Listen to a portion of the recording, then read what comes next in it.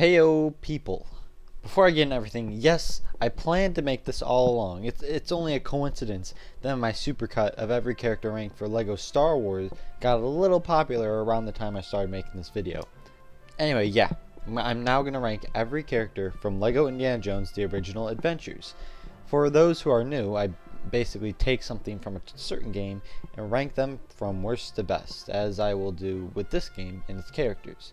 Before starting this video, I'd advise checking out my every character ranked and every ship ranked for LEGO Star Wars, every weapon ranked for BATLEQ Theater, and every ending ranked for the Stanley Parable. Also, if you like LEGO sets, check out my late reviews. Now that with the whole excessive and shameless plugs out of the way, let's talk about this game. LEGO Indiana Jones still reigns in my top 3 LEGO games of all time, along with Harry Potter Years 1 through 4 and Marvel Superheroes. It was one of my first LEGO game after all, and I played the hell out of it on my PS2. This game is obviously smaller than LEGO Star Wars The Complete Saga. In fact, it only took me about 17 hours to 100% complete this game, as opposed to LEGO Star Wars taking me around 40. That being said, the characters were a lot harder to rank in this game than in LEGO Star Wars. It's hard to explain why without spoiling the list, but you'll understand as this series goes on. Of course, this is purely opinion, so those who have played this game will disagree with me on several parts. Anywho, with 83 characters to rank, this episode will be a tad shorter featuring only 3 characters. But that is so the rest of the parts can feature a full 10 characters. There are only 2 rules. 1. No custom characters. I made the mistake of including them in LEGO Star Wars, and I will never do it again. But in case you are wondering, my custom characters are Mutt with a wrench and Irina Spalko with a curved sword. They didn't have a straight sword, so I kinda had to settle. The second rule is no secret characters, such as Santa or FEDORA's grave robbers. Secret characters are not on the roster and only available to play when you're in a specific level with the secret character extra equipped. So I'm just not going to include them, alright? And I've been rambling for hella long, partly due to me knowing that this first part will be shorter, so let's dive straight into this new series.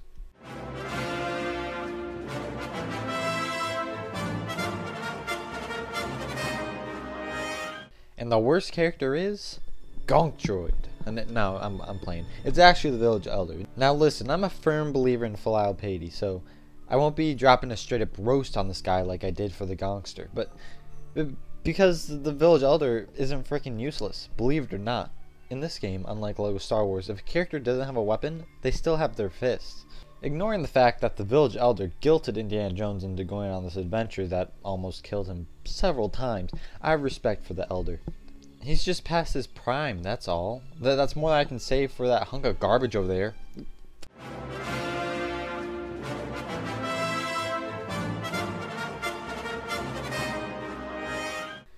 Yeah, remember this guy? Me neither. Now, this is the dude that supplied the elephants for Indiana Jones and his crew. I've got to say, that's pretty respectable. A man who deals with elephants is welcome to making deals with me. Also, he has one kick-ass turban. What's more to love? Pretty much nothing. To be honest, he's the Village Elder, just cooler. He's better, faster, stronger. He's pretty much what the Village Elder would be if he got into an elephant stampeding accident and was constructed into an Indian RoboCop. Also, he's naked.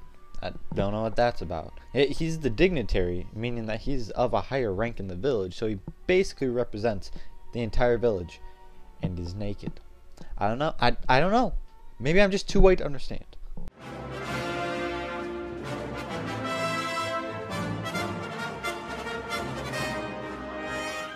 So it baffles me that there's an official icon on the roster for a butler, but not an official icon for the scout trooper in LEGO Star Wars.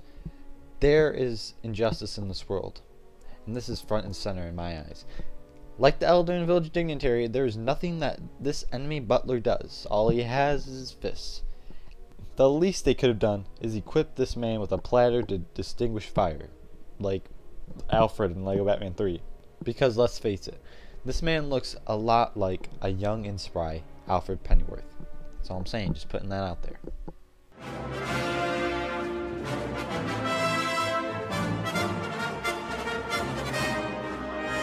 Weirdly enough, this man is the last character that has nothing but his fists. Okay, that's a lie. When I wrote it, that was true, but then I found another 2 characters that do. My mistake. We'll get to it in like part 3, I think. Forget about it. But honestly, I love this man, and you probably do too if you remember that this was the man that was decapitated by the German flying wing. Also, he's freaking buff for a Lego guy, and his mustache is hella swole as well.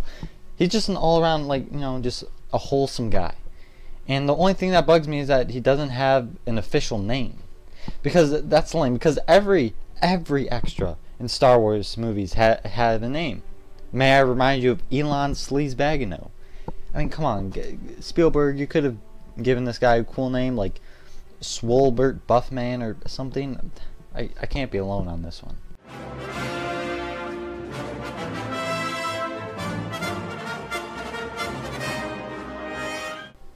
Now, this is the first time we're coming across an actual game mechanic that characters possess, the fixing ability. Basically, how this mechanic works is if there's blue bricks that are shooting sparks, you use a character with a wrench, or if a wrench is nearby, you can pick it up and you fix it. The first mate here, this guy, he has the wrench. Out of all the wrench characters, he is the worst just because he doesn't have a name. This is another instance of me asking the question of, what's the point of this guy being here? You know, I mean, he doesn't have a name, so it makes no sense. But you might also ask, why is the wrench the quote-unquote worst mechanic? Well, it's because the wrench is terrible for fighting enemies and destroying bricks and stuff. The animation is slow and not that effective. Honestly, fists are better than wrenches when it comes to fighting. Wrenches are only above fists because they have a thing that you need to do with them.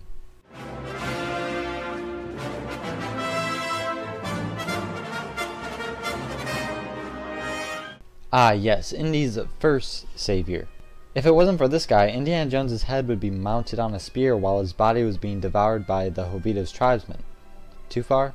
So naturally, Jock also has the fixing ability, which makes sense since he is a pilot and a mechanic. You only play this guy for about 1 minute in the first level, and all you do with him is fix up the plane engine before the tribesmen get you. Even though he had less screen time, I liked him loads more than SATIPO. SATIPO was just an asshat. I'm glad he died, but in this game he survived and was revealed to be conspiring with BELLOQ.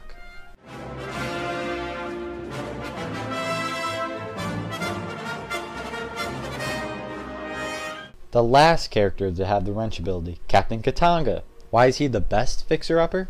Well, he's actually of rank. He's a gosh darn captain. Jock can't be that. Hell, I doubt Jock is even his real name. And for first mate, that's probably not his real name either. A lot of these fellows with the fixing ability are fake and basic, but Captain KATANGA is the boy. He has an important hat and everything. And anyway, enough of the KATANGA praising. I forgot to mention, another reason why the wrench is the worst ability is because you can usually find wrenches just laying around in levels, so that just makes wrenches pretty much useless.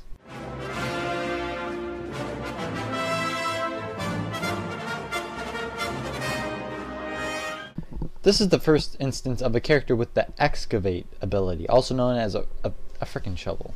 Don't get me wrong, I love the shovel. They're needed to complete quite a few levels, and they're excellent with fighting enemies, although they suffer the same problem with the wrench characters. Shovels are frequently found in many levels just lying around, but in the few levels where shovels are not present, these dudes are handy when uncovering some artifacts and other goodies. The Bandit is the worst excavator because he has no real name. No one cared as much about this guy. However, they did care enough for my boy Spaghetti Rook. Remember this doofus?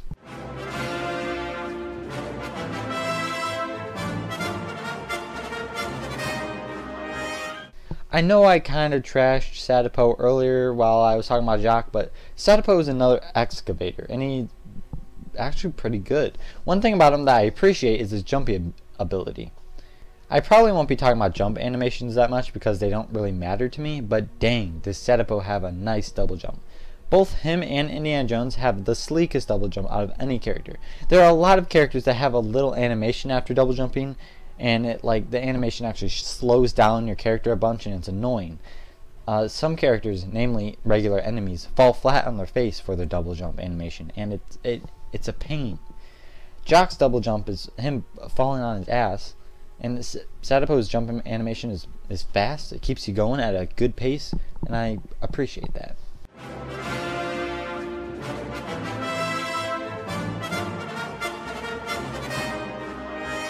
SALLAH here, unlike SATIPO, is my boy. I know Captain KATANGA is also my boy. I have a lot of boys, but I love this dude.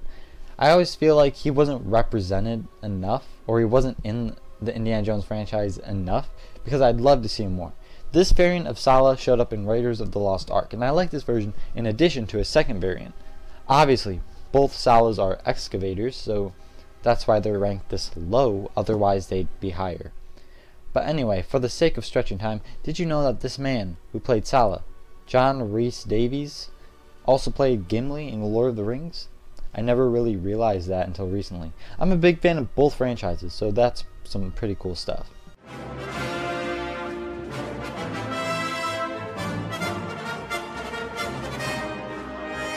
Now, why is the Fez SALLAH from The Last Crusade higher than the Turban SALLAH from Raiders of the Lost Ark? Well, as much as I like turbans, Fez's just rank higher. I told you guys you'll disagree with me at some points. I hope you'll forgive me for this one. For real though, another cool fact about John Rhys Davies for you guys, I'm going to give it to you right now. Did you know that he was offered a cameo in Kingdom of the Crystal Skull? You know, the godforsaken, unspoken fourth Indiana Jones movie? Obviously he turned it down. Maybe he knew the movie was going to be a disappointment. But apparently all it was is just him in front of a green screen clapping. It would have been edited into the wedding scene at the end. And I can see why it turned it down. SALLAH is a beloved character.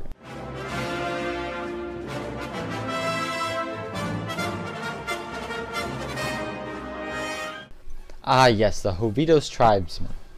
These are the guys with actual weapons. The first guys with actual weapons in this list. And they carry that classic spear. Not much to say about these guys. I mean, you can use their spear as a projectile. For real, there are a few weapons in this game where you can aim it and toss it to cut a rope or something to trigger some action. You don't really use it much. I don't think you ever use it except the castle level in The Last Crusade, and that's the only time that's required to finish a level. And the other times are just to get artifacts. But these HOVITOS tribesmen, they aren't too special.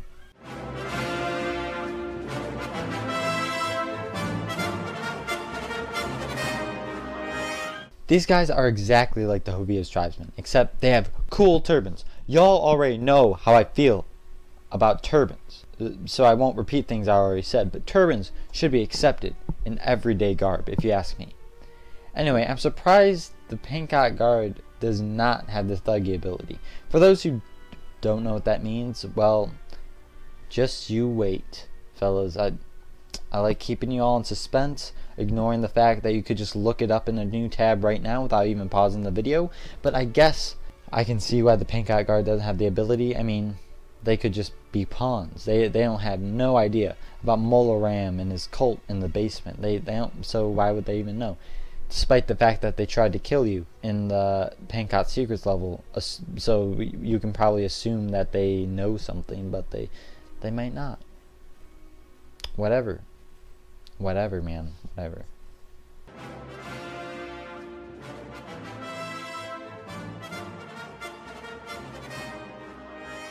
I'm sure you all remember this famous scene in Raiders of the Lost Ark when the guy was swinging around his sword, and Indiana Jones just shot him in point blank. Well, now you can play as the man who died like a chump. It's fantastic. He has the sword, obviously. It works the same as the spear that the HOVITOS tribesman and PANKOT guard has, in the sense that you can throw it at stuff and to cut ropes and crap. But I find the sword to be much smoother to use while fighting. Anyway, while researching this guy, I found a strange but interesting concept. I found this page in the LEGO Indie Fanon wiki. Yes, it's a thing. And I found what I assumed to be a fan-made third LEGO Indiana Jones game called LEGO Indiana Jones 3: The Final Adventures. I don't know why or how this came to be, but I'm interested. All I found so far are just concepts, like levels and stuff, no actual footage. But I encourage you all to look into it and tell me cool stuff you find about it. But why they call it final, when I'm assuming it's just going to be like a repeat of the 4 movies. Unless they're waiting until the 5th movie comes out and then they're gonna do all of 5. I don't know, but yeah, tell me what you find about it.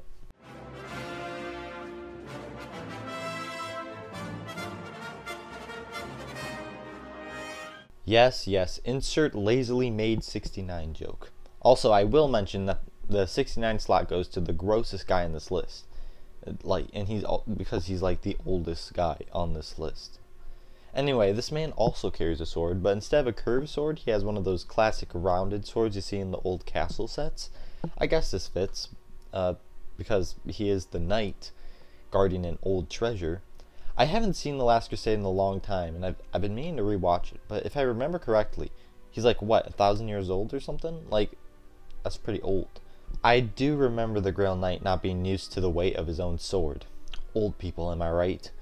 Also in this game, he appears in the final level, and I think it's funny that he tries to fight you when you're close to the fountain, and chases you to a certain point, and then turns back, as if he's just done with your crap.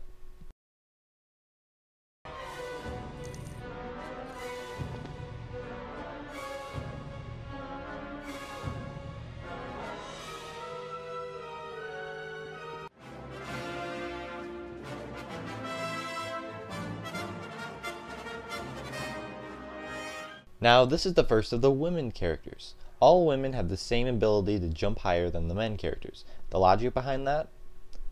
No clue. But I like Marion the most out of all Indiana Jones girls. So why is she ranked as the lowest of the women? Well, because she has no other abilities. The main ladies in Temple of Doom and The Last Crusade have a second ability to accompany the high jump. Marion just jumps. That's it. It's a shame, really. This is the first variant of Marion you ever see, and that's why she's the lowest. Out of the 4 Marion variants, this one is the most boring. The others are more vibrant, and some are sexier. I'm kidding. I don't find Lego figures attractive. I swear. It's just a joke.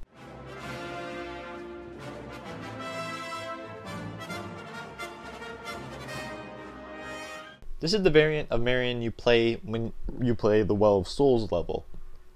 Her introduction in the level was pretty comedic. SALLAH gets beat up, poor guy, and Marion gets dropped in. Indiana Jones thinks he's going to catch her, but he doesn't. The developers over at TT Games are complete pranksters. I'll never get sick of that slapstick humor. Wink. No way. Anyway, I have this version of Marion in physical form, and they look pretty much the same. Say, speaking of SALLAH from a little bit ago, we never got SALLAH in the Lego set, and that's malarkey.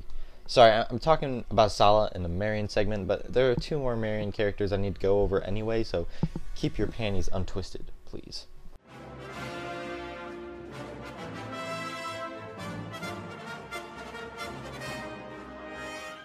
This is perhaps the most controversial of the Marions. Why? Well, this is one scandalous outfit for a Lego game. Granted, she didn't really have a choice of changing her clothes when she was kidnapped, and I guess I've seen more revealing Lego printing in Lego Star Wars. Really, I'm not too turned on by this Marion. Again, I'm kidding. I swear to God. Lego FBI, if you're watching, it's all a joke. Just making sure if the SWAT busts through my door, it's the viewer's fault, not mine.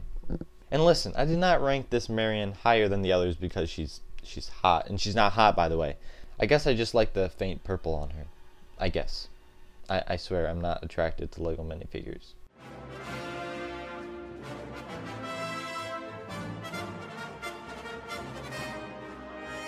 See what I mean? Isn't this Marion strikingly more vibrant than the others? I mean, this is the most notable of the Marions, I think. And I also really like the scene in the movie, and I think it's a favorite by a lot of people too. Not necessarily because of Marion, but the monkey and Monkey Man, but more on him later. Regardless, this is my favorite variant of Marion because of the vibranticity of the clothes itself. Like, let's be honest, when has anyone else seen someone wear something like that in real life? Indiana Jones be making CAIRO look better than it is, and that's including all the bandits. Okay, I'm kidding. I never went to Egypt. I'm sure it's a beautiful place, guys.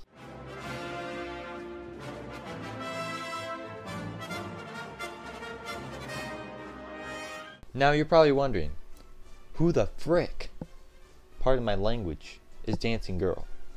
Well, she's one of Willie's background dancers, and gets in your dang way while you try to play the Shanghai level in the Temple of Doom. Well, to be fair, it's the Dancing Girl number 2 that gets in your way, but Dancing Girls nonetheless. Nothing satisfies me more than jumping on one of those gongs that you can ride for some reason and running those Dancing Girls over. These Dancing Girls have the high jump too, and you know what? Just assume every woman character in this game has the high jump. Why does the Dancing Girl rank higher than Marion if I hate her so much? I guess I like her hat. Seriously, I mean, how else am I supposed to rank them if they have the same exact abilities? You want me to do an in-depth character analysis of the Dancing Girl in the film and compare it to Marion? No, I'm not going to do that much research for the series. Sorry, fellas.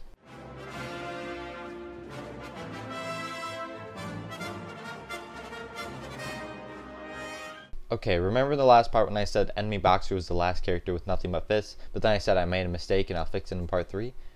Well, here we are. Listen, I swear this guy had a hatch ability. Again, I'm not going to spoil what that means to people who haven't played the game, though everyone should.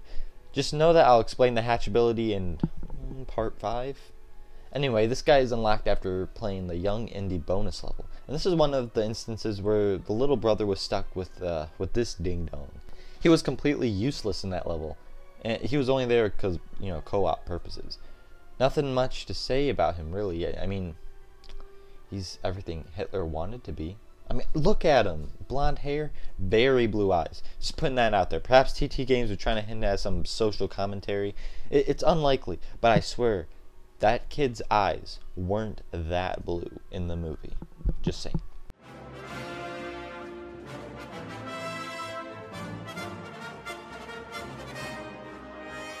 Okay, now that we got most of the mistakes straightened out, let's end off this part with a couple of old guys. Now, Brody is actually pretty interesting if you look into his past. He founded his own national museum, he speaks frickin' ancient Greek, and he became a dean of Marshall College, one of the places Indiana Jones taught. Also, let's think about this for a minute. Indiana Jones taught archaeology. Who can imagine him doing that? Ignoring the few scenes he actually was teaching. But, like, he just walks in with his fedora. He's like, with his whip, and he's like, yeah, let's learn some artifacts. Am I hitting a nerve with anybody yet with that one? And anyway, Brody is the first to have the academic ability in this game. You know, the book one.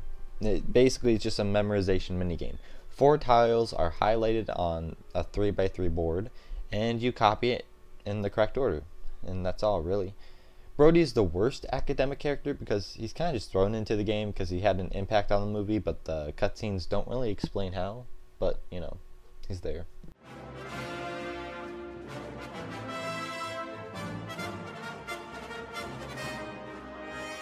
Now, I know this is everyone's favorite Indiana Jones villain. Seriously, though. All the other antagonists were cool to a degree. BELLOQ, cool robe guy who had his face melted off. MOLA, extremist cult leader who literally stole hearts. And Irina Spalko, badass Soviet lady that can use a sword. And Donovan, that guy. He's an American who allied with the Nazis to receive a holy sip of water. And look where that ended him up. Dead. And it wasn't even that climactic. He just sipped it and shriveled up. And that's about it. At least have your face melted off. Or eaten by alligators.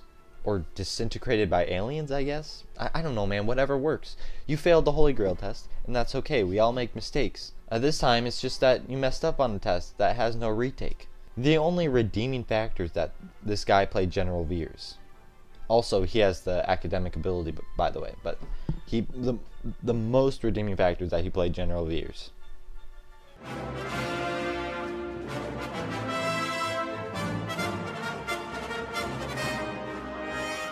So here we go with the first of 3 BELLOQs, who is the antagonist of Raiders of the Lost Ark. Now, what I never really realized until a long time after the fact, but BELLOQ is basically the reverse Flash of Indiana Jones. Indiana Jones, being the Flash in this analogy, always does his thing, you know, being good. But BELLOQ is also an archaeologist, being extremely successful after plagiarizing Indiana Jones's work, and to top it off, he's a Nazi. It's uncanny how similar the backgrounds are, yet they're the biggest rivals of any universe ever. But not all archaeologists are perfect. BELLOQ was caught tangled in a grave robbing scheme and became a mercenary archaeologist. How cool is that title? Mercenary archaeologist. This title led him to being hired by Hitler and yada yada yada, and ultimately die from the Ark of the Covenant. Death finds a way.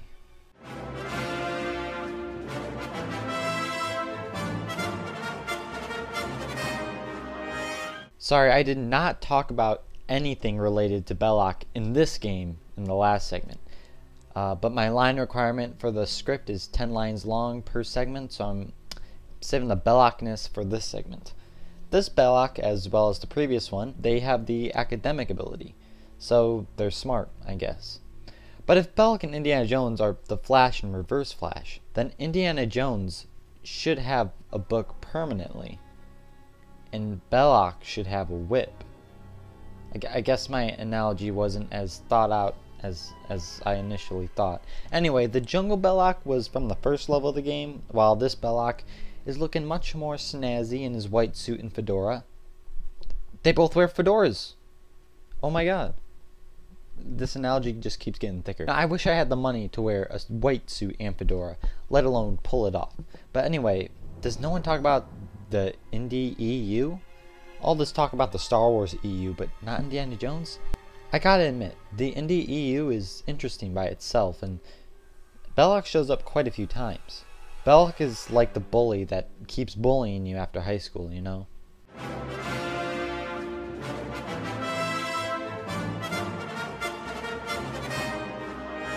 Don't get mad at me, but this BELLOQ does not have the academic ability. I know, I know.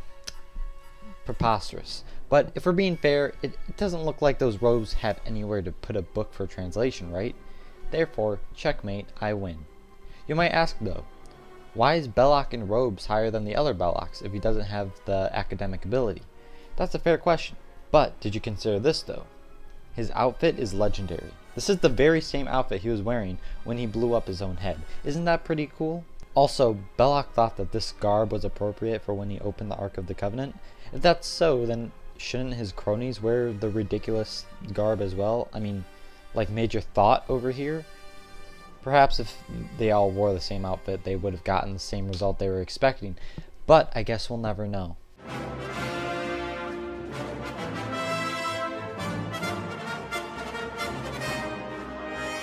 Okay, I know I have a lot of boys, but Henry Jones is the boy to end all boys. He was notorious for bitch slapping his own son while looking at him in a sidecar. They even adapted the parental abuse in a cutscene in this game, and honestly it was pretty sad. I remember tearing up as a kid when I watched it. Frankly guys, we need to end Lego abuse. It's really progressive of this game to bring such a taboo subject to this game despite all the stigma around it. So spread the word about Lego abuse. 50% of cases aren't reported because the Lego are simply too afraid of the chance of their owners finding out. Hashtag stop Lego abuse.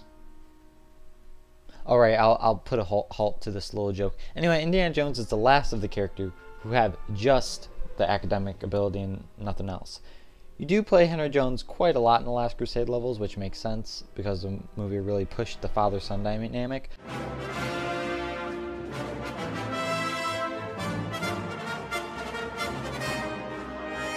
You might have noticed that there's been a lack of Temple of Doom characters so far in this list as a whole. It has mostly been Raiders of the Lost Ark and the Last Crusade characters. Well, for the remainder of this episode and at the beginning of the next episode, there will be a slew of Temple of Doom characters. Why? Because we've reached the THUGGEE characters. What are THUGGEE characters? Well, it's a mechanic introduced in Temple of Doom levels, and someone with THUGGEE status, or a character with a THUGGEE hat, can go up to a statue and talk to it. The statue responds and does something. Whether it be opening a door or revealing bricks, I don't know. Actually, now that I think about it, I'm not sure if the PANKOT assassin is actually a THUGGEE. He looks like one, so whatever. Obviously, I should have researched the characters more, but I don't know them as well as I did when I played the game non-stop when I was younger. It's whatever though. The PANKOT assassins should know about the cult in my opinion. I mean, They have a sword, so that's reason enough.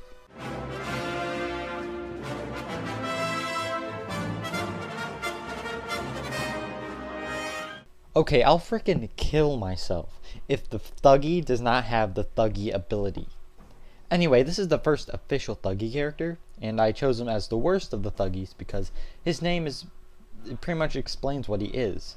All of the other Thuggees have an additional title as well as being a Thuggee. Thuggee is just a Thuggee. You think like people like MOLA Ram tell the Thuggees to talk to statues only because they can't do anything else? MOLA Ram goes, "Hey Thuggee, talk to this statue for me." And the Thuggee says, "But why can't you do it?" "Because I have a name, peasant." I don't know. It's just what I think. I mean, I think the Thuggee ability is the requirement, the base requirement needed to get an entry-level job at MOLA Ram's Cult & Co. trademark. Thuggee is just a fancy word for expendable asset. Remember when MOLA Ram threw his own man off the broken bridge in hopes of him hitting Indiana Jones on the way down? That guy was probably a Thuggee.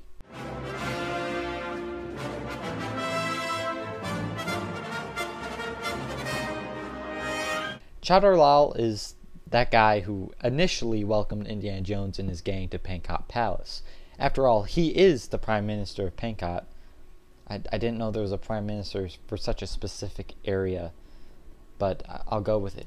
He even wore a cool blue suit. I mean, the suit looks nothing like what everyone else wore, but hey, it's fashionable, and that's all that really matters. Anyway, when I first watched Temple of Doom, this dude was like my favorite character. But then I found out he was none other than a two-timing Dane. But I'm glad the game designers saw this too, because he looks a lot wimpier in this game than he does in the movie. Granted, he's wimpy in the movie too, but still. He made Willie eat monkey brains, and I can't forgive that. And yes, Chowder Lal is a Thuggee, making the regular Thuggee even more pointless. Why can't the Thuggee be the chef or something? I don't know.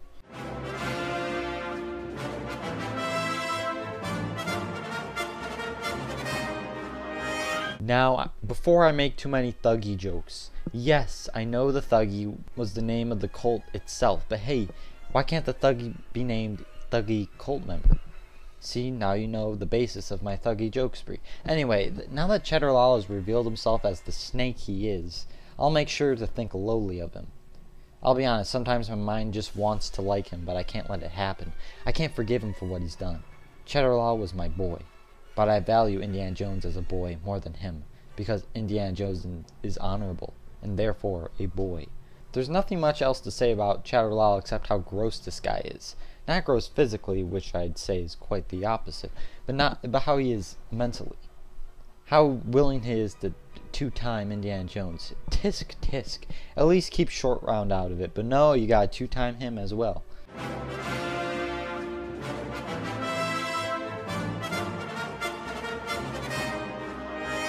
Now, I know acolyte may be too complex of a word for you simpletons, but it basically means a follower. So you may wonder, shouldn't the Thuggee be named this because he's the follower, while the acolyte obviously has a higher status in the cult? Well, here's the difference. The follower part is actually referring to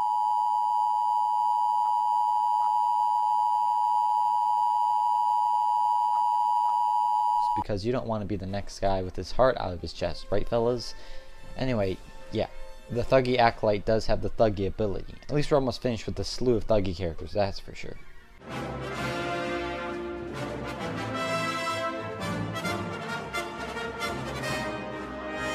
You already know, fellas, one of the most infamous fight scenes from the Temple of Doom, the Thuggee slave driver.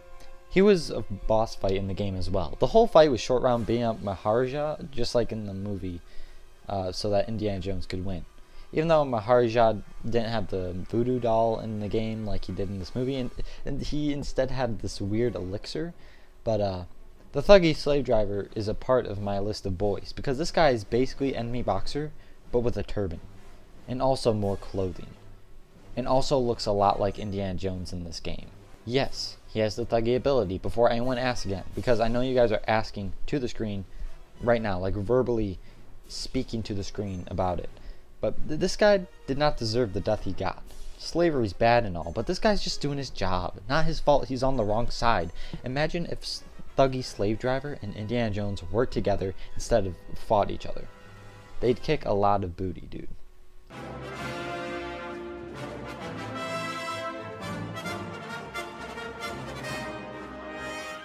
Now, remember when I said in part 3 that hatch characters will be introduced in part 5?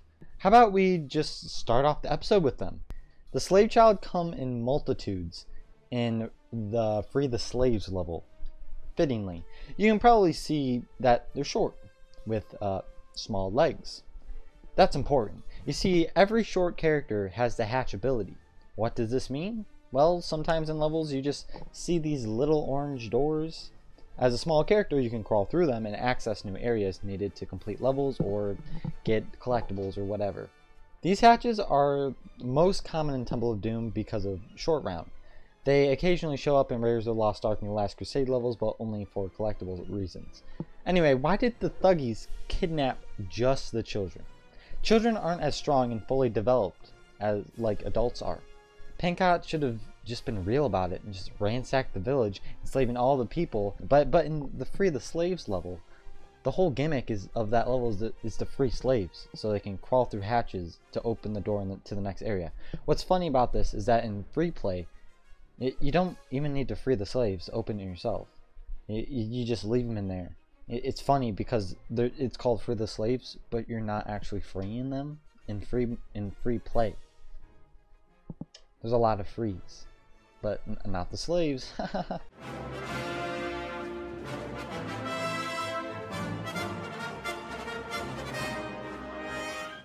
You know him, you love him. It's the shorty boy. I mean, there's not much to say since I explained the hatch ability in the last segment, but dang, you need this guy a lot in the Temple of Doom levels. You play him in... No, you don't. Oh, yeah, you do. Keep that in. You play him in all 6 levels in Temple of Doom. Sure, you don't play Short Round in the Free the Slaves level until the end boss fight, but still, man, it's pretty darn important in the story mode. Anyway, Short Round met Indiana Jones after trying to pickpocket him, but Indy was too sly and got him with his whip. In the Indiana Jones expanded universe, Short Round, Indiana Jones, and Wu Han, the waiter who died at the beginning of Temple of Doom, isn't important. They went on adventures together. I wish there was an animated TV show of Indiana Jones to highlight some of these adventures. There are many to see. Oh, and one more thing. Short Round named the baby elephant he rode on at the end of the movie Big Short Round. Classic stuff.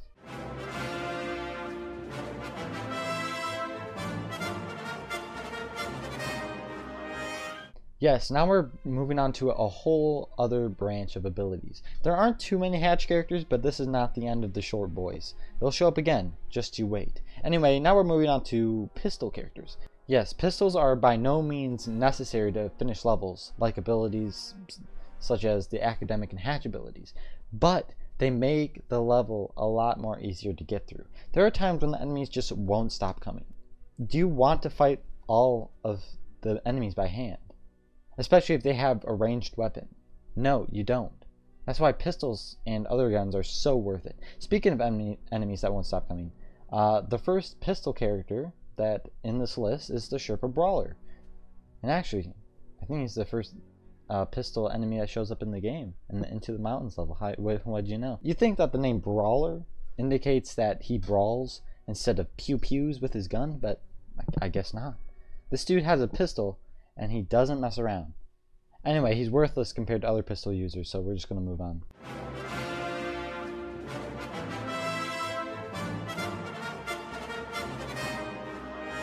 For some reason he has a pistol?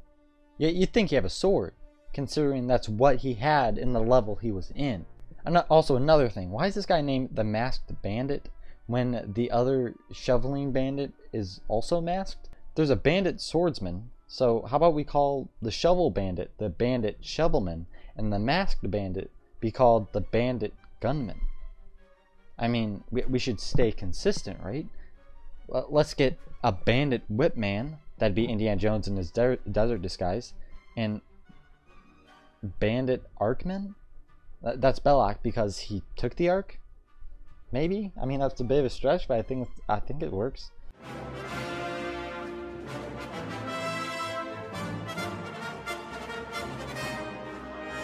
Remember in the beginning of Raiders of the Lost Ark when Indiana Jones was carrying the map and looking cool while all the guys around him were scared off by tribesman Humbo Jumbo? Well, now you get to play as the guy who ran away. But this time, you get a gun. I don't know why. I don't know why they gave him a gun. But honestly, he'd be better suited for the academic ability since he is the guide and probably knows some stuff about the area, right? People are so hard to talk about because of how insignificant they are. It was easier to stall time in LEGO Star Wars The Complete Saga because every character had a story behind them. But in this game, there's only a handful of important characters and the rest are basically Thug number 1 and Thug number 2. It's frustrating. Now you know why sometimes I might be like super stalling, like it's like filler. Now you know why. That's it.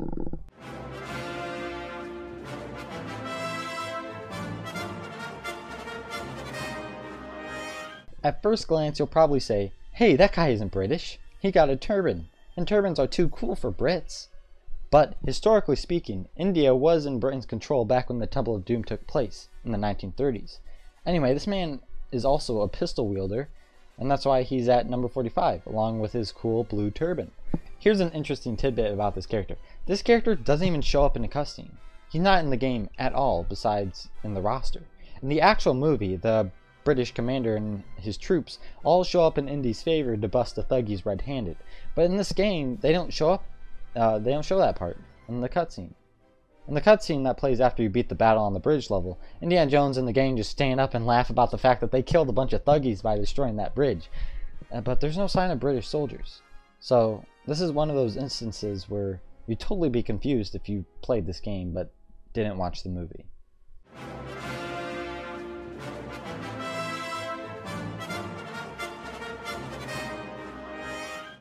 Again, another character that didn't show up in this game but showed up in the movie. If you ask me, he kind of looks like a BELLOQ with a fake mustache. I mean, mercenary archaeology can only get you so far.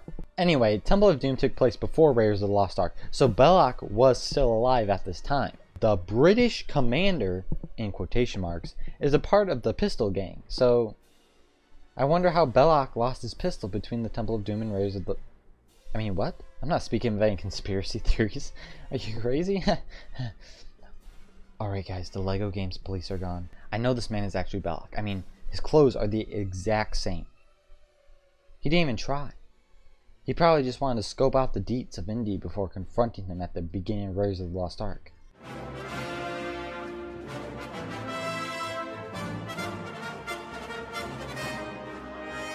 You might not remember, but he was at the PANKOT dinner party. Back when Cheddar Lal wasn't a snake. I mean, he nor any of his troops were relevant to the story, and that's probably why they were cut from the cutscenes in this game. Really, all they did was point their guns at the surviving Thuggees. MOLA Ram was already dead at that point, and the Thuggees are next to useless, as I've stated countless times in the last part. So, an open note to the British officer. Why'd you even show up? Indiana Jones handled it enough. There was a lot of collateral damage to be sure, but he did his job. He saved the world, or something. You probably just wanted to get on his fortune and glory, huh? I've seen your type before. You sack of outdated potatoes. You can't fool me. Just stop trying to be cool. Also, give up on that hair, man. Once you start balding, there's no use in fighting it. Just shave it off.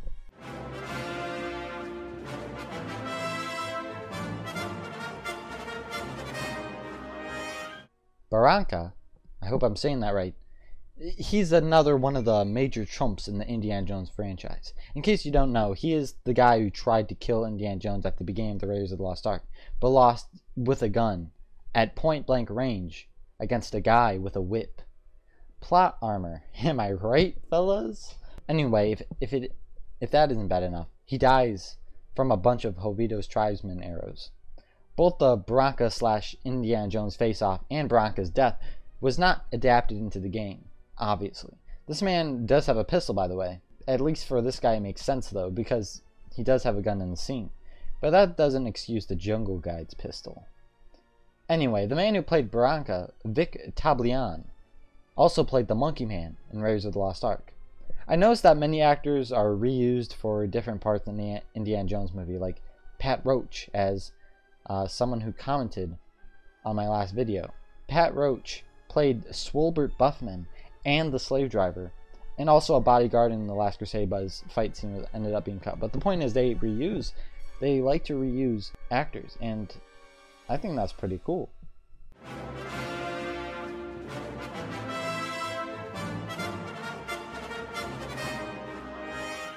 You know, he's a Turkish guy who wanted to keep the Holy Grail sacred and secure. You can't blame him.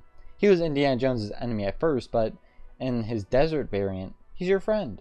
It's kind of funny because in the level this variant shows up, Desert Ambush, Kazim just kind of stands around with his cronies and their guns acting like they're doing something, when really they're doing jack, while we fight armed Nazis with our fists. I mean, come on Kazim, you're better than this. You're the protector of the Cup of Christ, so act like it, man.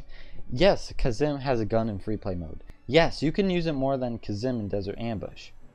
It's just frustrating that I had to kill Nazis with my hands without the help of 3 men with guns right next to me. I mean, come on, Kazim. I would be harder on you, but you died, so I can't be too mean.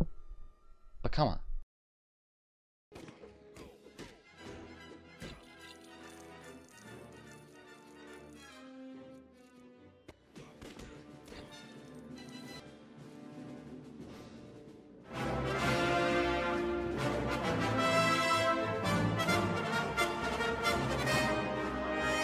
Now, I know I knocked Kazim pretty hard in his desert variant, but this version is pretty good, even though he went down like a chump by Indiana Jones. Why do I like this Kazim better? Well, for one, I like his suit better, and two, his boss fight was among one of my favorites in the game. There's this huge body of water, and your goal is to just barge into him while he's just wandering around in the water. Like, he doesn't even seem to give a damn about you until you hit him a few times. Then, for some reason, he opts to land on an island in the middle of the water, further cornering himself in for you. I just thought that it was fun roaming around in a boat, you know. Usually the game gives you very little space to ride a boat in, like in the very first level with SATIPO's ratchet-ass twig boat. Anyway, Kazim was quite the cool guy, and at least his men did something in that level.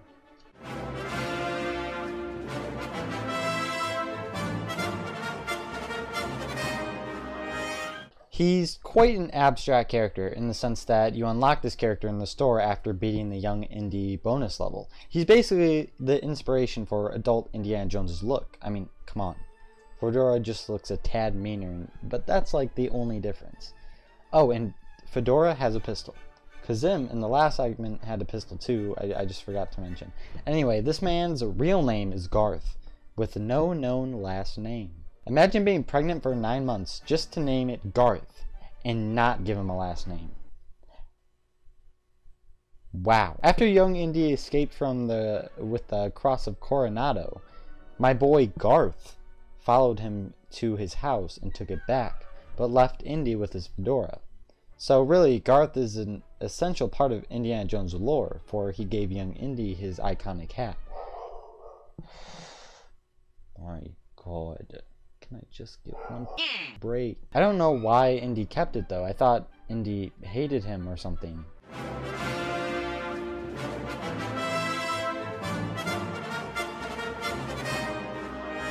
Ah yes, my boy the Monkey Man. I gotta say, the only reason the Monkey Man is this high is because of his name alone. The Monkey Man? Imagine being this guy in CAIRO. Probably everyone knows you because you're that guy with the monkey. It's fantastic. If I recall correctly, the Monkey Man only shows up in the outro cutscene for the City of Danger level in the game. He just smirked maleficently. There's no indication of his correlation with the plot. But then again, he barely played a role in Raiders of the Lost Ark anyways.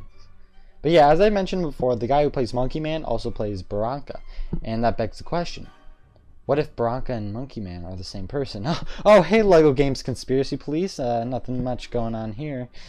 I swear I'm not hiding anything. You don't have a warrant, so it's tough like going through my search history. Got him.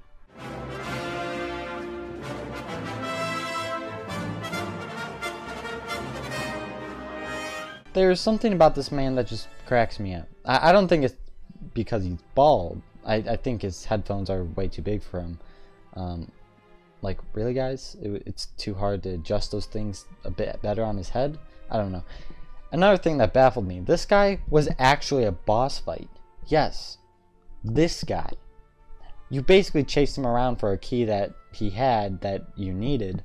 I think that this is the most ridiculous boss fight in the game. MOLA Ram on a bridge? Sure. Kazim in a boat chase? Why not? Donovan in a tank while you're on your feet. A bit much, but probably necessary to stay accurate to the movie. Keemstar with a key? Come on now, guys. At least he has a pistol and also enemy access. Enemy access is basically another version of the THUGGEE ability. If you're an enemy character, you have access. There were some characters in the list already with enemy access, such as BELLOQ, but enemy access isn't very rare since you can usually nab a hat from an enemy AI and just fool the guy at the enemy access station.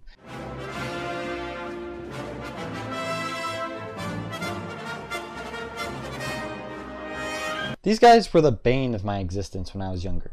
Screw these guys. In the Trouble in the Sky level at the beginning, these guys first send down exploding paper airplanes. I know, just that alone is scary, but it gets worse. Next, they parachute in to kill you. At the end of the level though, you get to crash them into planes by making seagulls fly into them, just like in the movie.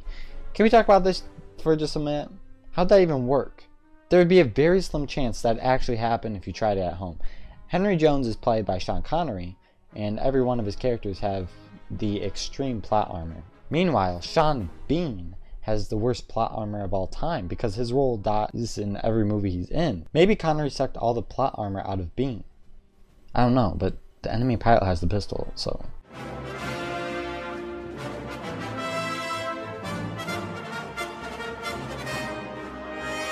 Oh wow, another THUGGEE. Yes, but this is unlike any other THUGGEE. This is the THUGGEE. This is the THUGGEE that grew his cult from the ground up. Honestly, he's no different than any other THUGGEE. He just has a cool hat. One thing I barely talked about so far in the series is the phobia mechanic. Basically, if a character has a fear of something, they cower in fear when they're in proximity of it, and they pretty much can't do anything against it. Indiana Jones is afraid of snakes, Willie with ants, Elsa with rats, and Mola Ram with crocodiles. I really didn't know Mola Ram cowers near crocodiles until researching for this series, but I'm not surprised. He did die by them, after all. But I really talked about phobias because they just aren't utilized as much as they could have been. It might have been used a bit more in a few places, but usually used once per movie campaign. So because of that, I didn't really take it into consideration when ranking. Ergo, that's why Mola Ram is this high.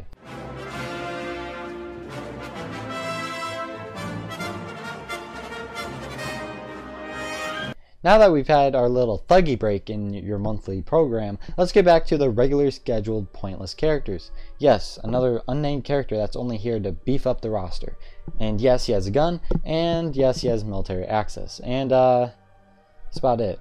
This guy shows up in the Into the Mountains level towards the end when the Sherpa brawlers are done harassing you. Actually, now that I think about it, this guy only shows up in the final area of that level. They float themselves onto the bridge after you've made it.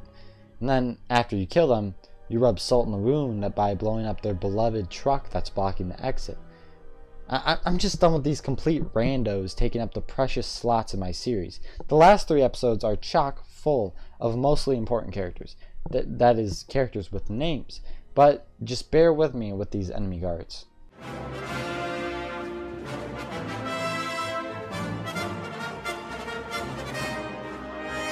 Listen, I know, these guards are getting to be a bit much, but what with their sameness between each other, regardless of the uniform color change. I think these guys only showed up in the final level of Raiders of the Lost Ark, which is called Opening the Ark. At least that's when you unlock him in the store. And he's just, you know, green and everything. He has a pistol and enemy access, of course. All I'm saying is, when Indiana Jones 5 is made, if Harrison Ford survives that long, I hope they continue making LEGO Indiana Jones sets. They honestly are some of the best sets I've ever laid hands on. And that's not just the nostalgia talking. I hope they remake a lot of the sets from the older movies too. I want to see more Last Crusade and Temple of Doom levels though, since there are only 2 Temple of Doom sets and 3 Last Crusade sets. Guess that's something to dream about.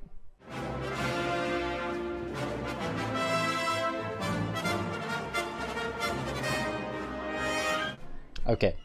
Don't be mad, guys. If you're going to be mad at the developers of this game for making characters that are basically the same. I mean, I guess you could argue that most Jedi and LEGO Star Wars The Complete Saga were copies of each other, but at least it's a reskin.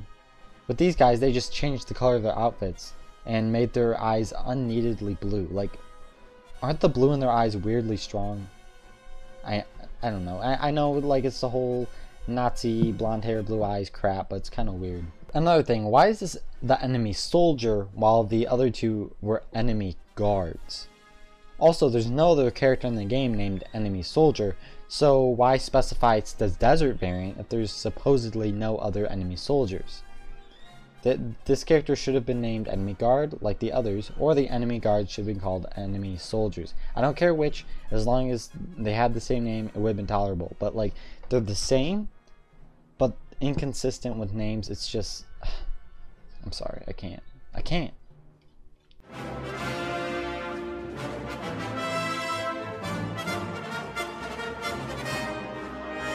Here's the first person in the entire movie to die in Temple of Doom.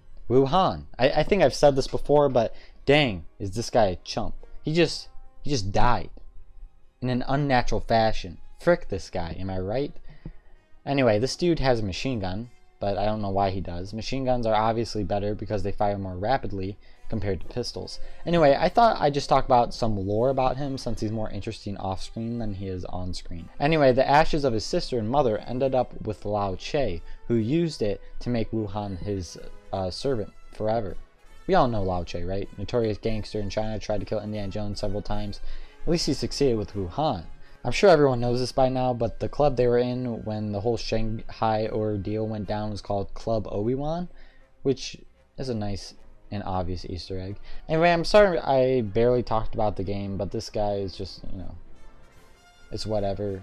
He has a machine gun though, but then again, I think the developers accidentally associated him with Lao Che's cronies when he actually wasn't, so.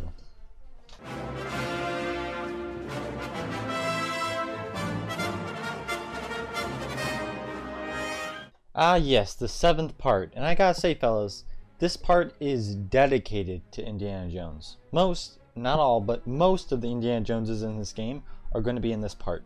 So this is like Leia in LEGO Star Wars The Complete Saga, but she had 7 variants while Indiana Jones has 9. Anyway, Indiana Jones has a special ability unique to only him, which is valid since he is the titular character, and it's the whip ability, obviously. Basically, there's a platform with a spotlight on it, and with Indiana Jones you can go on it and use his whip and to reveal something new. You may ask, why aren't the Indiana Joneses at the top if this ability is unique to them? Well, you play Indian every level of the game, so you're always guaranteed to have what you need when you see those platforms. This desert variant is the last because Indiana Jones didn't even try with this outfit. Pathetic.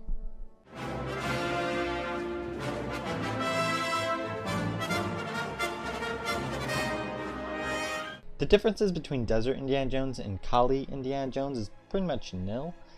I ranked Kali over Desert because Kali just sounds cooler. They're both jacketless and showing off their ripped chest. It's as if they're like teasing me.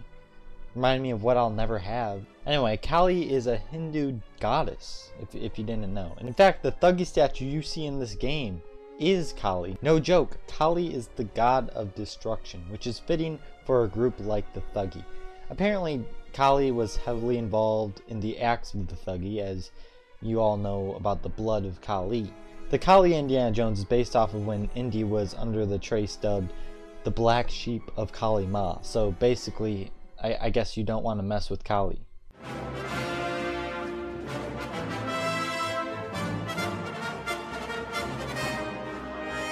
Now, this Indiana Jones is unique, but he looks like a nerd with those glasses, so he's ranked as the 3rd worst in quotations. It doesn't really matter how I rank them, they're all the same. I think this variant should have Indiana Jones with the academic ability though. After all, he is the professor right now, and it'd make this variant more versatile, and I probably would have ranked him higher if that was the case. You play this variant only in the Hunt for Sir Richard level, which is when Indiana Jones fights Kazim. Indiana Jones' whip does have its own play feature with the wood platform, but it also has other minor functions. For example, if you use your whip at a good distance away from the enemy, you can use the whip to steal their weapon if they have one. This is kind of handy. I just never used it because the whip animation takes way too long. I don't care for the gracefulness of fighting in a LEGO game. I just want to get it over with so I can progress with the level, you know? Because as I've said, sometimes the enemies just won't stop coming.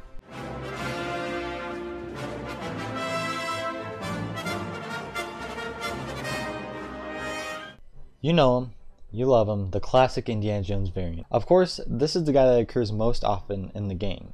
He's the first token in the whole roster list, and he's overall just a cool guy. Indiana Jones is one of the handful of characters who has a unique set of attack animations.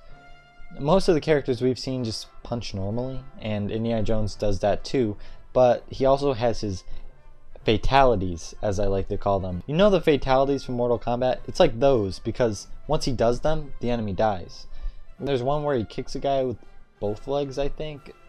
Also, there's one where he flips a guy over him, and another that kind of looks like a pushing war. It's an animation set featured only on Indiana Jones characters, so that's pretty cool. Yet again, he's not the only character who has a unique animation set, but he's one of the very few.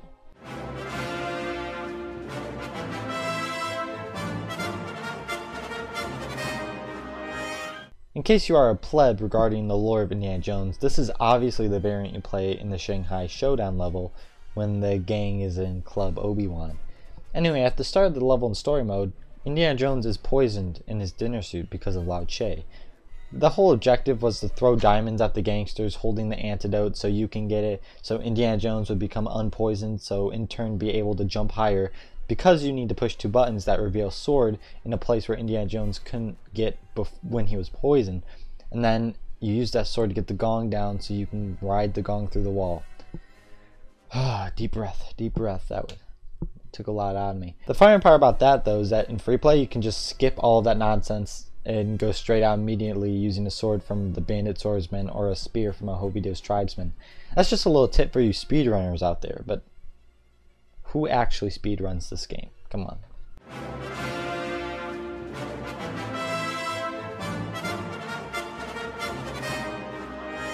Ah yes, Young Indy. You can play this guy in the Young Indy bonus level. The reason why he ranks higher than other Indiana Joneses thus far is because he's more unique than most of the Indiana Joneses you get in story mode. Well, you might argue that bonus level isn't really story mode, but you unlock Young Indy after completing the level without having to buy it in the store, so I'm going to count it as story mode, so screw off. And yes, there are Indiana Joneses you have to buy in the store because you don't play them in story mode, and they're more interesting because you've never played them in story mode, but we'll get to them later. By the way, the store to buy characters is in the library. How weird is that? I remember I was a kid, when I was a couple thousand studs short, I just destroyed the library until I had enough. I kind of felt bad for the librarian, but hey, it's all about that grind, fellas. I've gotten really off topic a lot in this episode, but there's only so much I can talk about with Indiana Jones. And hey, since this has something to do with Young Indy, how about this? All Indiana Jones characters have a phobia of snakes. Whenever snakes are nearby, Indy shivers and quakes. Like I said, phobias aren't really used as much as they should have been in this game, so I won't count it against Indy as a character.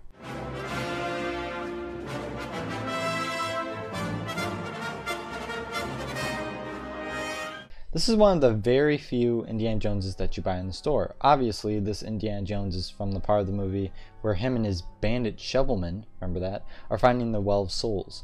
Of course, it'd be kind of dumb to feature a part in the level where you're just shoveling, so the developers added him to the store with good reason. Another thing that's interesting is that the developers gave him a man purse in this design to differentiate more with the bandit shovelman. Anywho, there are way too many Indiana Joneses. I know this episode has been a doozy and full of filler, but hey, he's the main character, so I guess it warrants his huge collection of outfits. I wouldn't think Indiana Jones would be that type of person, but don't judge a book by its cover, I guess.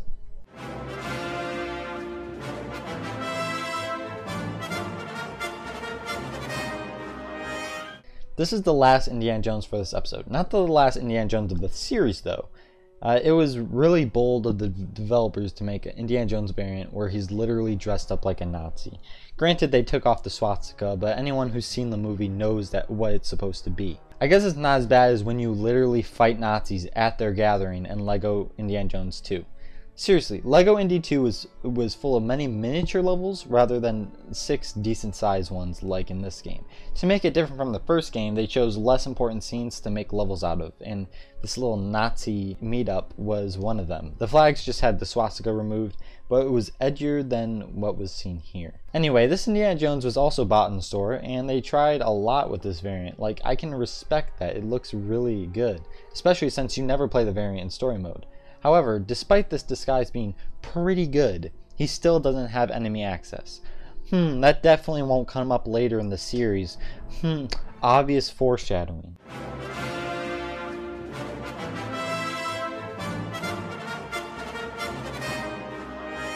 So we're going to take a break from all the Indiana Joneses and return to the baddies. Fortunately, these guys actually have names, unlike the dreaded enemy guards. Yes, Colonel Dietrich, I hope I'm saying that right, and if I'm not, I probably won't have the German drawl to say it correctly anyway, so we're just going to go with it. You probably don't remember this guy, but he was one of the people beside BELLOQ as he opened the Ark.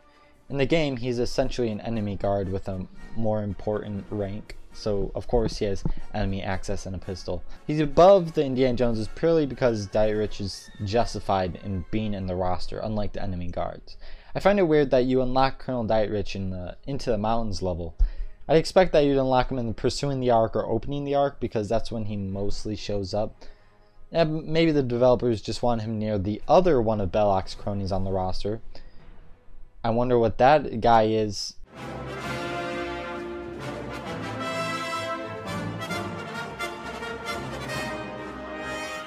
Now here's Major Tot, but I like to call him Major Thought. I mean, come on. This opportunity is too good to pass up. This guy ranks above Dietrich because 1, he's more important, and 2, his hat is looking mighty good. I'm surprised this Major Thought wasn't made into a physical LEGO minifigure. And I know they can't make a LEGO Star Wars collectible minifigure series. Does it extend to Indiana Jones too? Because if not, I'd love to see an Indiana Jones collectible minifigure series, similar to what they're gonna do with Harry Potter later this year.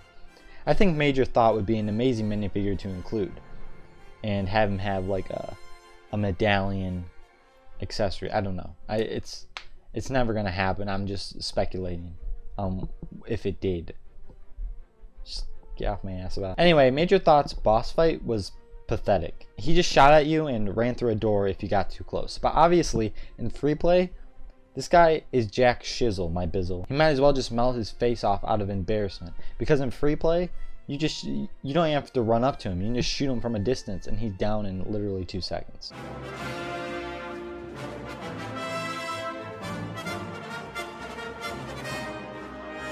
Colonel Vogel is another one of those mid-bosses in Indiana Jones has to fight at some point in the movie. In Raiders of the Lost Ark, it was Swolber Buffman.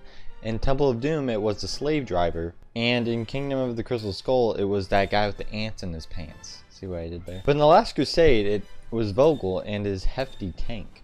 Colonel Vogel was not unlike any other Nazi officer we've seen so far, so of course he has his enemy access and pistol. In the Desert Ambush level, you get to fight Vogel and his beloved tank. It was an interesting fight. You kind of had to wait for him to fire his bazooka and use him when he blows up to build a landmine. What's also interesting about this is that Vogel is wearing a white uniform during the tank fight, but we don't get to see that variant as a playable character, only the black uniform. You see him wearing his black uniform when you fight him in the Trouble in the Sky level at the very beginning in the blimp. That fight was interesting too, in the sense that you literally just throw chairs and bottles at him. The final strange thing is that he actually shows up in the motorcycle escape level as one of the enemies you need to kill to use his hat at the enemy access station. I think his character served as a placeholder, but they forgot to actually put a more sensible character there, like an enemy officer. Because putting in a semi-important enemy as someone that you just randomly kill in the middle of the level is just something TT Games does not do.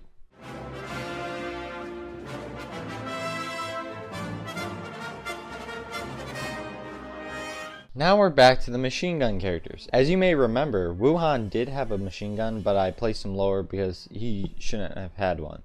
Wuhan should have had a pistol at best. Anyway, machine guns fire more rapidly, so obviously they're more advantageous than a pistol. This SHERPA gunner was the second of 3 boss battles inside Marion's bar. The first was that Major Thought, then it was this guy, then it was Major Thought again. It's a strange order of boss fights, to be sure. I don't know how Major Thought just decided, yep, I'm ready for more. Unfortunately, the Sherpa Gunner boss fight is similar to Major Thought's in free play. In the level, the Sherpa Gunner is surrounded by fire, so you can't just go up to punch him, you have to throw chairs at him. But in free play, one character with the gun will wipe this bozo from existence.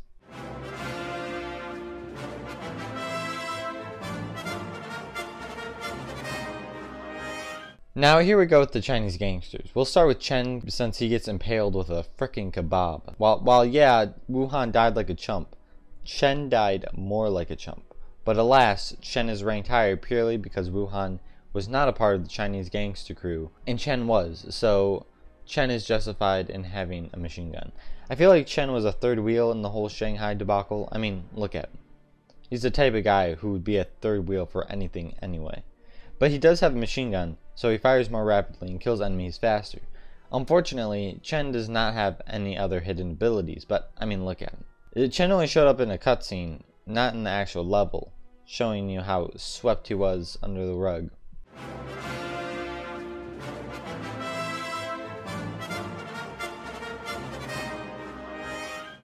Now here's the big bad gangster himself, Lao Che. Weirdly enough, he was one of my more favorite Indiana Jones villains.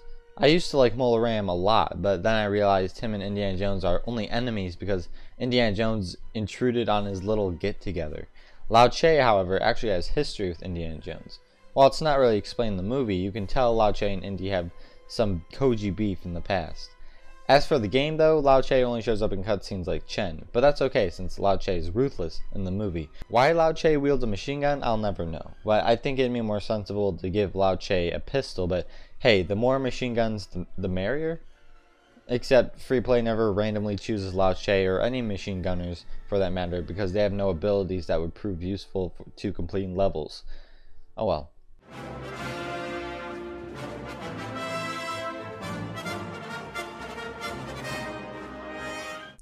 Here's the last of the Shanghai boys, Kaioken. He is the son of Lao Che, but you may wonder why he's ranked higher than his father, who's obviously more menacing. Well, Kaioken also has a machine gun, and I believe Kaioken is the only one of the Shanghai gang to be deserving of it. You see, in Temple of Doom, he actually does wield a machine gun, as you know if you've seen the movie. Even in the game, he pulls out as a semi-boss. If he was a real boss, his icon would appear at the top of the screen with hearts indicating how many hits he needs to go down. Kaioken in the Shanghai Showdown level doesn't have that. Yeah, it's not a boss fight. So you just drive the gong and his bullets reflect off of it as seen in the movie. So yeah, Kaioken is justified with having a machine gun, while Lao Che, Chen, and especially Wuhan do not.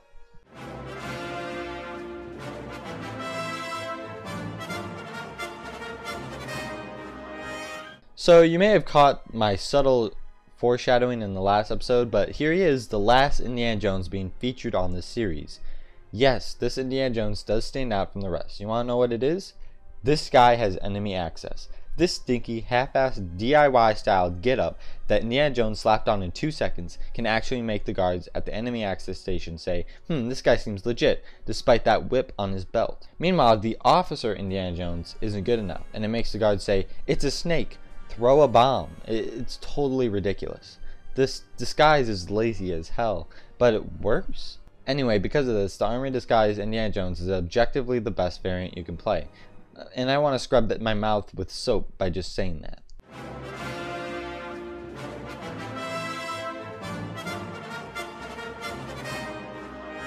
So here's another one of Indiana Jones' girls, Willie. The whole rest of the episode is going to be centered around Willie, so just telling you now, enjoy it. Willie has 5 variants in the game, and I guess it makes sense because Willie is all in the glamour and pizzazz. Willie does have a reason why she's this high in the list though. It's not just her high jump, which she does have since she's a woman character, but she also has the glass breaking ability, as it's officially called. I call it Super Scream though, because that's exactly what it is. This ability is exclusive only to Willie characters, so she is useful to have around, which is surprising considering how much of a dead weight she is in the movie.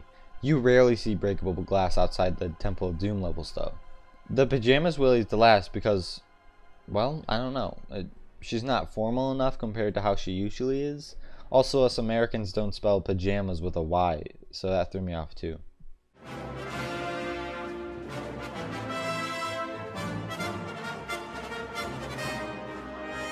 Up next is the Evening Dress Willy, who is the second of 3 Willies you unlock in the PANKOT Secrets level alone. That's right, along with the Evening Dress Willy you unlock after completing story mode, 2 more Willies are unlocked in the store for purchase, one being the Pajama Willy you just saw. I guess PANKOT Secrets does cover a variety of scenes in the movie, but that's a record for how many unlocks of the same character in one level, you know? I should probably mention here that Willy has a phobia of ants. In fact, she's the bane of your existence in the PANKOT Secrets level for this reason. From the jungle infested with ants and snakes on the trail to the entrance to the palace, you might as well just play short round for that entire time. Unless you mow down the bugs with the elephant, in which case you can play whoever you want. Also, the ant room at the end of the PANKOT Secrets level, it's only there because of Willy. I mean, come on.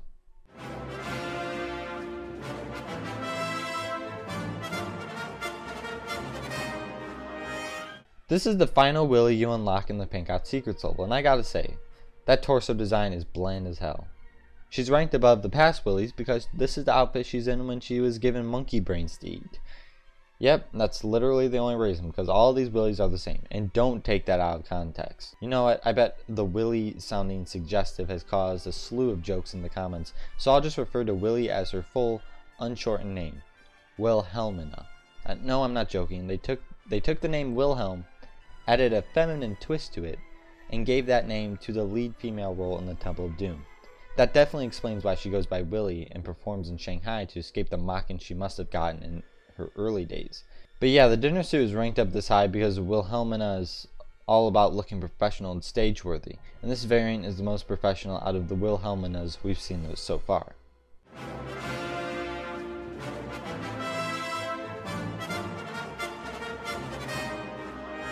So this is the Wilhelmina you see while she's about to get dipped in the lava vortex or whatever that's supposed to be.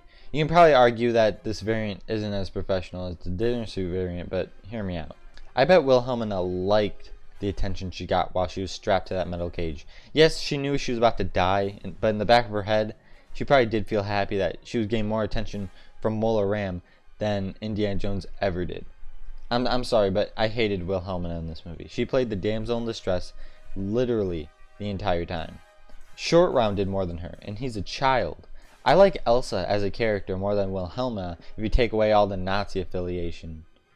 I'm talking about Elsa Schneider from The Last Crusade, by the way. Elsa from Frozen is not a Nazi, although it would be a pretty good plot twist in Frozen 2.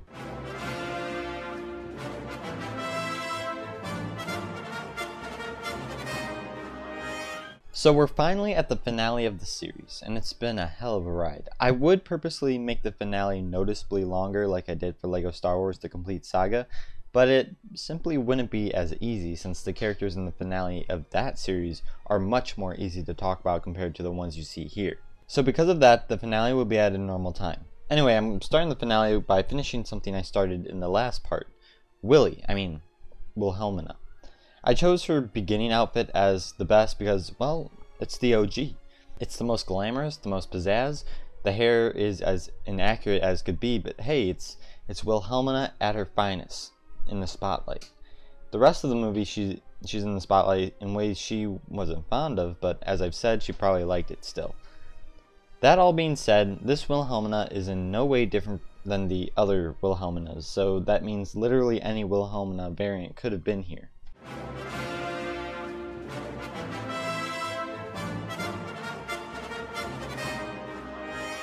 Remember when I said a couple parts ago that Short Round will not be the last you see of the Short Boys? Well, here's the last you see of the Short Boys. And as you might or might not have noticed, most characters at this point in the series have 2 or more abilities, as many in the previous parts only had 1 or none. So having 2 abilities is exactly why Maharaja is this high in the list. Because not only is he a short boy, but he's also a Thuggee. And that means he's also the last Thuggee in the series as well. So reputation for the Thuggee cult ends here. And that's pretty bittersweet considering that we've had like a whole part dedicated to Thuggees, and it's kind of I didn't expect to be so touched by a LEGO game. But anyway, Maharaja was part of the Thuggee slave driver boss fight, and he threw elixir at him to keep him invincible. Clearly this is inaccurate to the movie since in Temple of Doom, Maharaja stabbed Indiana Jones' voodoo doll to keep him weak. I guess Traveler's Tales thought a voodoo doll was too much.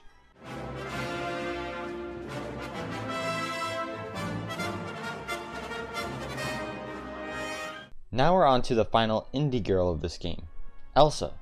Elsa is this high on the list because she too has an ability other than high jump.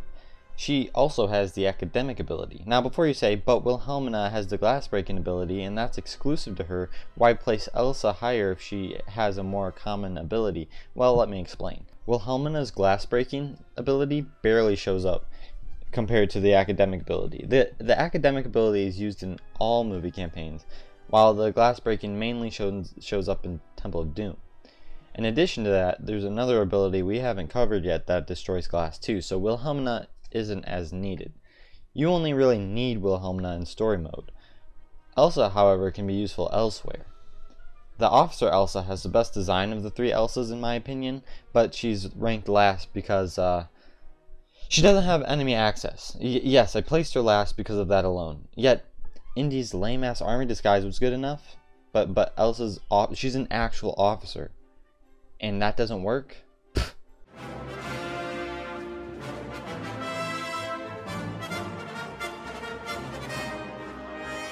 This is the variant that you see in the desert portion of the movie, as you could probably tell by the name. Believe it or not, Elsa also has a phobia, rats, and it makes sense considering her attitude towards rats in the movie. There's a whole puzzle in the hunt for Sir Richard level revolving around this mechanic alone. The Desert Elsa is the second best, or second worst, depending on if you're an optimist or pessimist, because she was a known baddie at this point in the movie. No one liked her because she was a Nazi, and we all knew it. Anyway, Elsa's ultimate goal was to retrieve the Holy Grail for Hitler's immortality. Now, wow, that's pretty cool. Not that I condone an immortal Hitler, but it's cool to intertwine fiction and history, you know?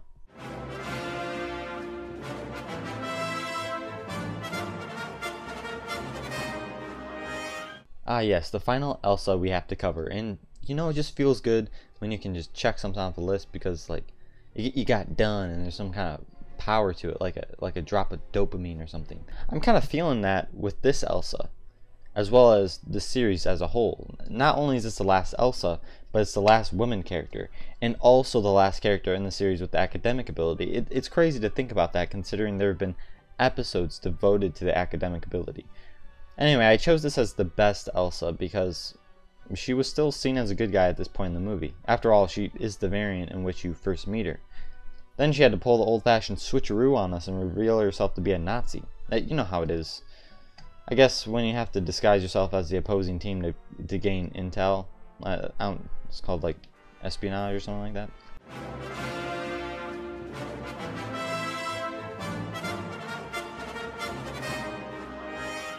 Now here's the introduction of the last ability we haven't covered in the game, and that is the explosive ability. No, the character does not self-destruct like the extra in LEGO Star Wars The Complete Saga. I suppose if you throw a bomb at the perfect trajectory and distance from a wall, the bomb could bounce back and blow you up. So in a way, I guess you could self-destruct. The explosive ability is really good because characters that have one of two specific weapons can destroy silver objects, and no other weapon could do the job. The enemy officer has the grenade bomb thingy, and that's one of the two explosive weapons. The explosive ability is the ability that makes Wilhelmina's glass breaking ability basically useless, because the explosive weapons can also destroy glass. So Wilhelmina is inferior to the explosive character since her scream cannot blow up silver objects, as amazing as that would be.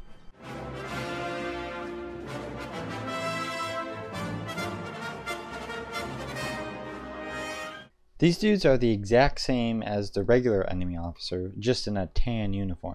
Let me tell you, these guys are so high solely on the explosive ability. The grenade in this game is not practical for fighting enemies at all, only for exploding silver objects. That's not to say they're bad to play as, because they are pretty useful. I mean, they have enemy access, of course, and that's needed a lot.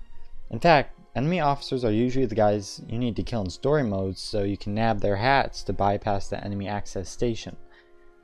Real talk though, why does the guy at the enemy access station not care about anything as long as you wear the proper hat? Like, take Indiana Jones for instance. He has a shady outfit as it is, but you let him through if he's wearing an army hat. For all we know, that's an American military hat, but it'd probably still work because that guy at the station's just dumb.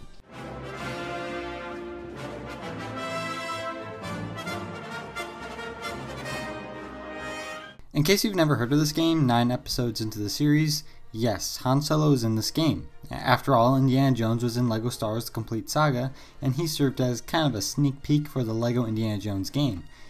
Granted, the Indy in that game was nothing like the Indy in this game, and if you've seen my every character ranked for LEGO Star Wars: The Complete Saga, which most of you have, then you know I've said all this before. But as sort of a payback, LEGO Indiana Jones snuck Han Solo into the roster. To unlock him, you have to find 5 different Star Wars characters scattered throughout the levels in hidden locations.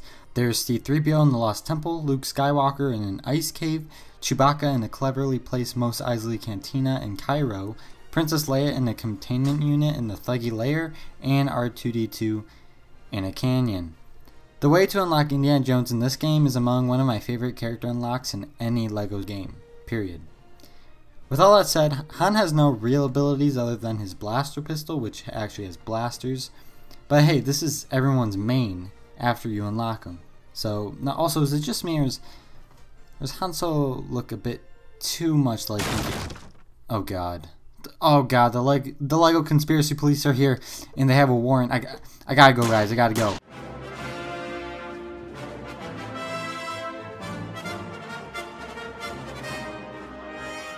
Hey fellows, I'm now recording these last 2 segments in the LEGO prison for several accounts of conspiracy. Anyway, the last 2 characters in the game are the same aside from the uniform colors. So with that said, I'm treating this as my number 1 segment, and the actual number 1 will be my plans going forward after the series. So here he is, guys, the best character in the game. As you could probably tell from the name, this guy has a bazooka, the second of 2 weapons that possess the explosive ability. The hand grenade was explosive, but the bazooka is better in every aspect. You can fire bazooka rockets way faster than throwing the grenades. Also, the bazooka is easier to control.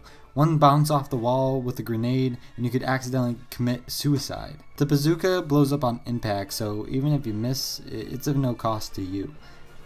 Additionally, you can take out enemies far faster than any other character in the game. That's really why the Bazooka Boys are at the top. They are unbeatable.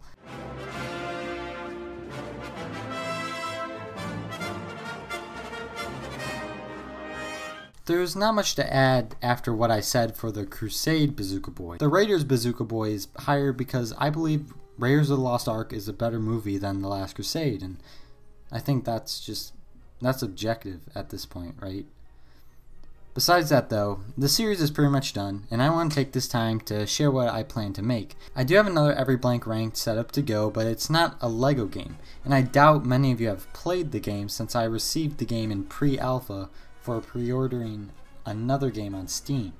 The official game isn't released as of now, but I'm still going to make a video on the pre-alpha. In fact, the Every Blank Ranked will consist of 2 parts, the Every Blank Ranked itself and a special tournament video that would determine the placements. But that's all I can say on that though. I do want to do a few LEGO late reviews for anyone who remembers those, and I do have another series I'm going to do for sure, and then there's another series that I want to do, but it's totally like unlike anything I've done, so I'm still debating on it. But of course you can look out for the supercut of this series that's coming soon.